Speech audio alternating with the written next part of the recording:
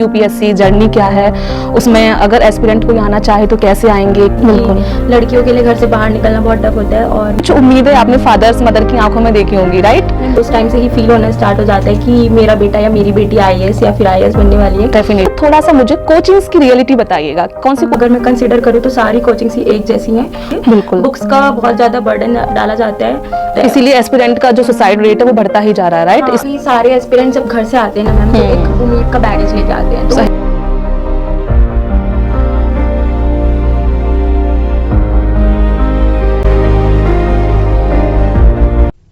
Hello नमस्कार, मैं हूँ रिसर्च स्कॉलर इन साइकोलॉजी, जो कि मैं 1 साल से यूपीएससी एस्पिरेंट जो कि मुखर्जी नगर में रहते हैं उनके साथ वर्क कर रही हूँ। डेटा कलेक्शन किया है मैंने 1 साल से।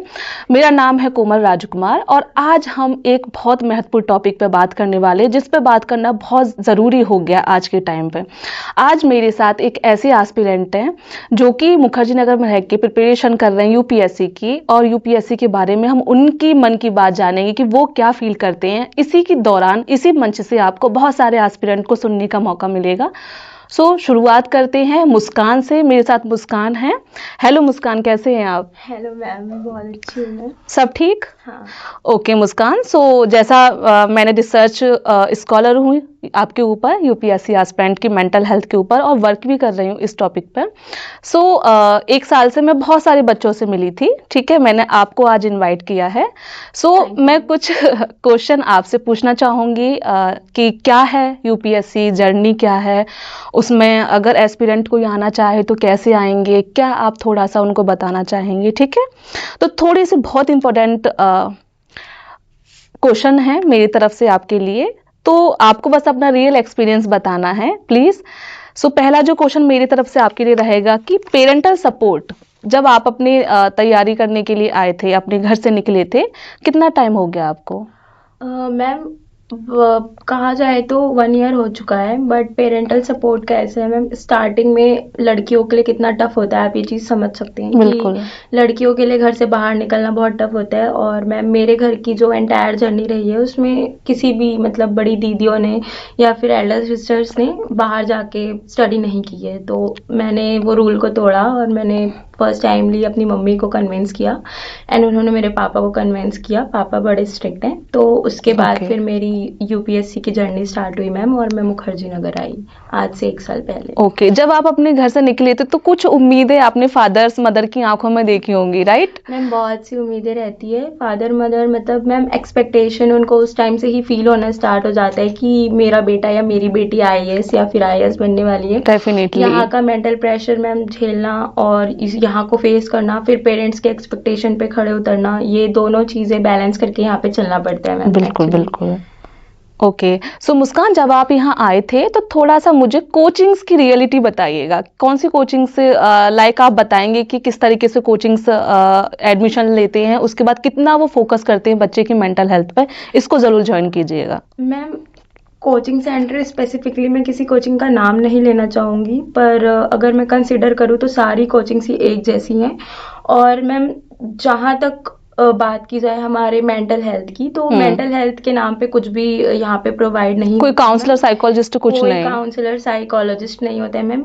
कोचिंग सेंटर्स में नोट्स दिए जाते हैं, प्रिपरेशन कराई जाती है, और एग्जैक्ट टू एग्जैक्ट भी चीज़ें उतनी खास तरीके से नहीं बताई जाती है। बिल्कुल। बुक्स का बहुत ज़्यादा बर्डन डाला जाता है, और मैम कुछ टीचर्स हैं जो सपोर्ट करते हैं, बट कुछ टीचर्स हैं जो डाउट्स नहीं लेते मैम। डाउट्स अच्छा। भी नहीं लेते। एंड देन एक बार कोचिंग आप जब एंटर करते हो तब आपको बहुत कन्विंस किया जाता है और आपके साथ बहुत टच बनाया जाता है। उसके बाद लाइक आप धीरे धीरे पुराने होते जाते हो एंड टच उतना खास नहीं रहता है मैम। तो इस चीज़ में बहुत सारी प्रॉब्लम बहुत सारे एस्पिरेंट्स को फेस करनी पड़ती है। वहाँ बच्चा बहुत ज़्यादा मेंटली स्टक होता है, राइट, बहुत ज़्यादा एंग्जाइटी फील करता है, क्योंकि मैम एक्चुअली सही कोर्स नहीं मिल पाता है, हमें पता नहीं चल पाता है कि हम कहाँ पर एक्चुअली वर्क करना है।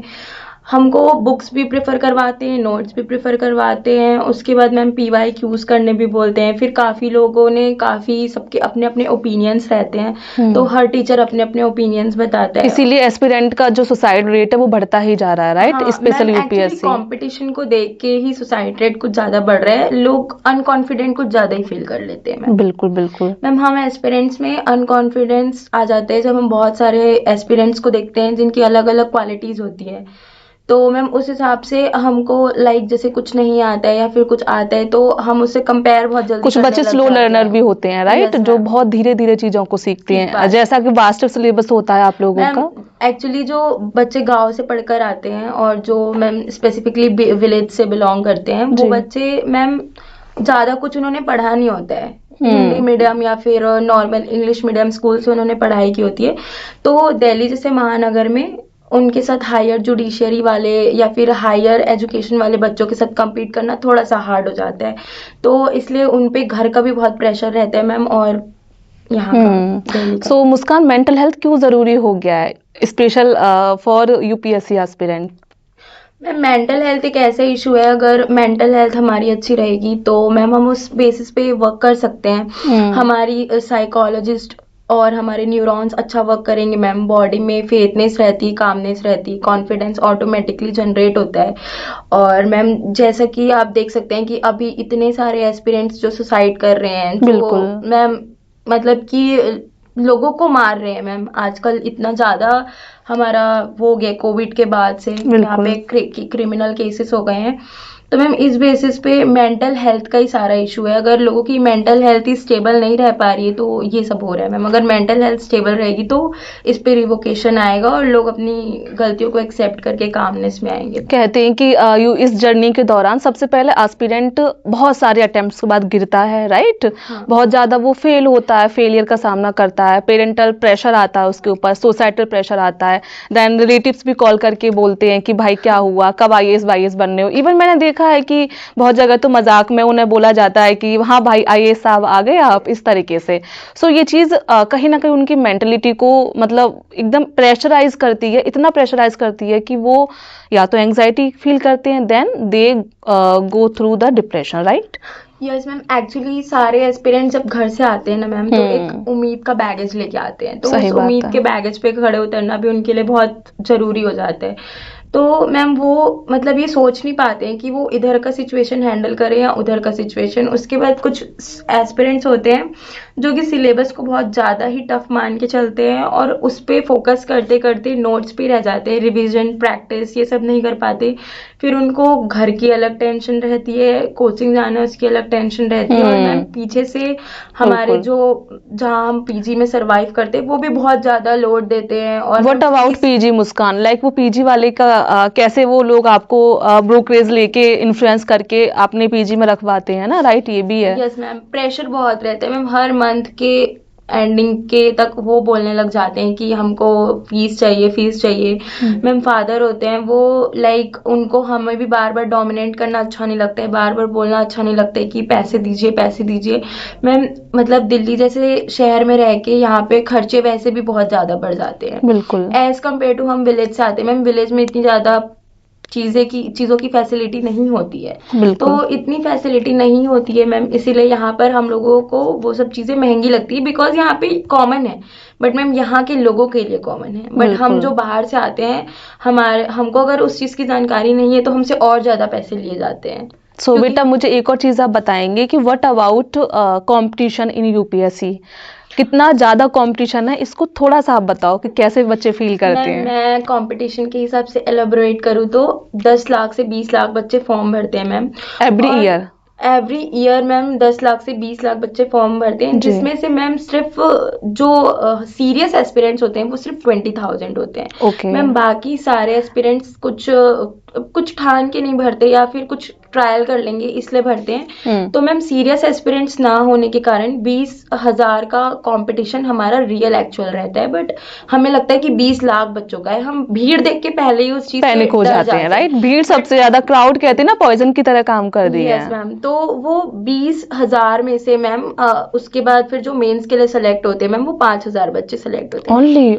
और मैम फिर उस 5,000 में मेंस में सेलेक्ट होने के बावजूद अगर 3,000 तक पहुंचते हैं मैम, जो कि है इंटरव्यू के लिए, उसमें से भी मैम 999 बच्चे इंटरव्यू पे ओह। सेलेक्ट होके अपने अपने स्टेट्स के 999 एस्पिरेंट, यानी कि 20 लाख लोगों ने फॉर्म भरा। आप समझ पा रहे हैं कितना कंपटीशन है ना। और जो सिलेक्शन हुआ ओनली 999 या 1000 लोगों का, जो कि वैकेंसी पे डिपेंड करता है, जो हर साल आती है, जो कि यूपीएससी आयोग निकालता है, राइट। सो कहीं ना कहीं मेंटल हेल्थ तो खराब होना तय है ना मुस्कान। सो Yes, बताइए, ma'am. Carry on. Ma'am union public service commission का ये एक बेनिफिट भी है कि वो कभी भी स्टैटिक चीज़ों पे फोकस करने नहीं बोलता, वो हमेशा ओके करंट से रिलेट और रिसेंट चीज़ों पे फोकस करने बोलता है। ओके। तो मैम इस बेसिस पे अगर हम देखा जाए तो यूपीएससी बहुत ज़्यादा डायनेमिक है। हम्म। बट मैम लोग जो बोलते हैं कि अनप्रिडिक्टेबल है, मैम कुछ चीज़ें ही है ऐसी जो अनप्रिडिक्टेबल है। बट मैम जो चीज़ें फिक्स है, प्रिडिक्टेबल हैं, जो रिपीट्स हैं, हम उस पर भी फोकस कर सकते हैं। बट बिल्कुल बच्चों को मैम सही सोर्स नहीं बताया जाता है कि उनको एग्जैक्ट क्या करना है। उनको बहुत सारे बुक के बर्डन्स में डाला जाता है। मैम आप आज किसी कोचिंग सेंटर में जाइए, वहाँ पे स्टडी मटेरियल के नाम पे मैम 20-20, 30-30 हजार रुपए की बुक्स बेची जाती है, जो कि बिल्कुल कोई काम नहीं डेफिनेटली। आती मैम। अच्छा, एट कोचिंग का लास्ट फीस क्या होता होगा मुस्कान, लाइक 1.5-2 लाख रुपए? मैम कोचिंग की फीस अगर आप यूपीएससी की स्पेशली बात करें तो यूपीएससी की मैम 3-3 लाख रुपए तक फीस जाती है।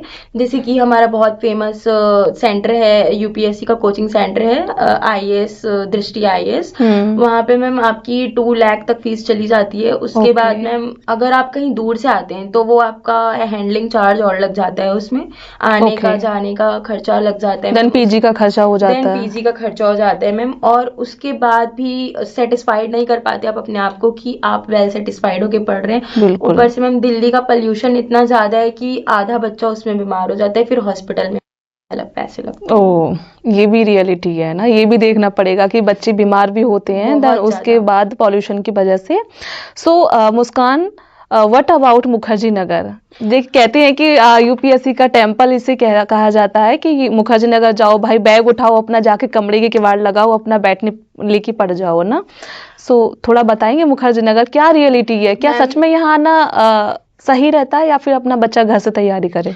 मैम जब मैं यहाँ पे आई थी, जब मैं एक्चुअली यहाँ पे नहीं आई थी, तब मुझे लगता था कि मैम मुखर्जी नगर यूपीएससी का एक बहुत बड़ा हब है, वहाँ पर जाके कुछ ऐसा मिलेगा जो घर में नहीं मिल पाता है। मैम ये होता है कि हम घर पे रहते हैं तो घर का इन्वायरमेंट जो होता है, पेरेंट्स होते हैं, सपोर्ट होता है, तो वहाँ पे हम अकेले इंडिविजुअल सर्वाइव करना नहीं सीख पाते हैं। डेफिनेटली। तो मैम यहाँ पे दिल्ली आके बेनिफिट ये होता है कि हम अकेले सर्वाइव करना सीख जाते हैं। बट मैम यहाँ का सबसे बड़ा डिसएडवांटेज ये है, यहाँ आके हमें बहुत सारे क्रोनोलॉजिकल चीज़ों से फेस करना पड़ता है मैम। और कई लोगों के पॉइंट ऑफ व्यू से हम अपने पॉइंट ऑफ व्यू को दबा देते हैं, हम उस पर नहीं उभर पाते हैं। लोगों की जितनी ज़्यादा अटेंशन हमको मिलती है, उतने ज़्यादा हम अपने माइंड से सीकर बनते जाते हैं। तो मैम डेफिनेटली। माइंड सीकर बनने के बाद हमारा अनकॉन्फिडेंट का फेस चालू होता है, जिसके लिए आप लोग को प्रेफर किया जाता है साइकोलॉजिस्ट, मेंटल साइकोलॉजिस्ट, बिल्कुल जिसकी हमको खास तौर पर जरूरत पड़ने जरूरत है। लगती सो है। वरना मुस्कान, एक राय आप ये देना चाहोगे इंस्टीट्यूट, जो भी कोचिंग सेंटर है मुखर्जी नगर में या कहीं भी, कि एक साइकोलॉजिस्ट अपने, एक काउंसलर या अपने पास जरूर रखें, राइट? हाँ मैम, एक काउंसलर होना क्योंकि चाहिए। बहुत सारी बातें जो एस्पिरेंट कहीं भी नहीं कर पाता, उसको कोई सुनने वाला एक होना चाहिए। एग्जैक्टली मैम, होना चाहिए मैम। हर एक कोचिंग सेंटर में अगर आपके बच्चों की प्रोबेबिलिटी ज़्यादा है मैम, पॉपुलेशन बहुत ज़्यादा है, कम से कम वहाँ पे 10 तो मैम साइकोलॉजिस्ट होने ही चाहिए। वो टीचर्स का भी काम कर सकते हैं मैम और साइकोलॉजिस्ट का भी कर सकते हैं। या फिर मैम ये मैं कहना चाहूँगी कि सारे टीचर्स को ही एक मेंटल साइकोलॉजिस्ट की तरह बच्चों को ट्रेन करना चाहिए और उसके लिए काम करना चाहिए। बिकॉज मैम टीचर को अगर वो पढ़ाने आए तो सिर्फ अपनी सैलरी पे ना ध्यान दे के बच्चे के बेसिस पे ध्यान देना चाहिए। बिल्कुल फोकस ये करना गुड फेथ चाहिए। ऑफ एनर्जी रहेगी मैम। Okay okay. सो आपने सुना मुस्कान को, राइट? मुस्कान ने अपनी जर्नी में थोड़ी सी चीज़ें हमें बताई। इसी मंच से आप और भी एस्पिरेंट से मिलेंगे। तब तक के लिए धन्यवाद। Thank you so much. Take care.